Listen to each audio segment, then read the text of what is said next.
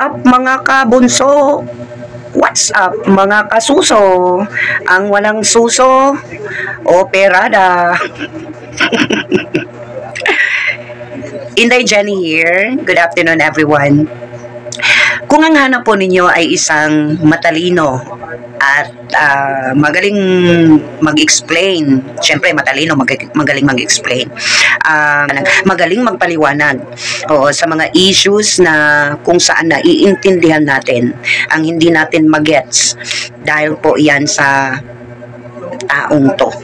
Alright, so I'm referring to si Tinshe 06, isang napakagaling na reactor, napakagaling na kabunso vlogger ngayon at umaangat na at ako po ay happy sa iyong tagumpay. Ayan, congratulations Sir si Tinshe sa tagumpay mo.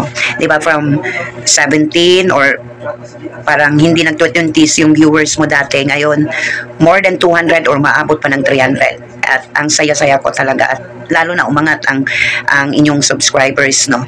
So salamat again sa pagiging part ng community ito dahil isa ka sa mga nakatulong, 'di ba, sa nung time na nag-alsa balutan na, 'di ba? Ikaw yung isa sa mga umano doon sa time na yon, 'di ba? And gusto ko lang magpasalamat sa iyo sa ginawa mo at of course sa mga kabadi-badi mo diyan, no?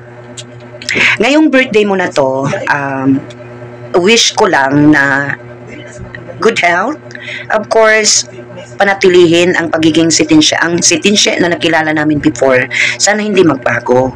Oo, yan lang ang wish ko talaga para sa ano mo at more blessings, di ba? More money. Business ni mo is pray ko yan na maging successful din. Ayan, salamat sa mga tulong mo sa akin, Ninong, ha. At yun na lang siguro, +1 ka na, 16 ka na ngayon. God bless, Ninong, at we love you. Magwo-work na ako, guys. Pasensya na po sa aking background, oh. May aceton pa. Magko-call monitoring pa ako. Thank you so much and happy birthday once again. God bless you.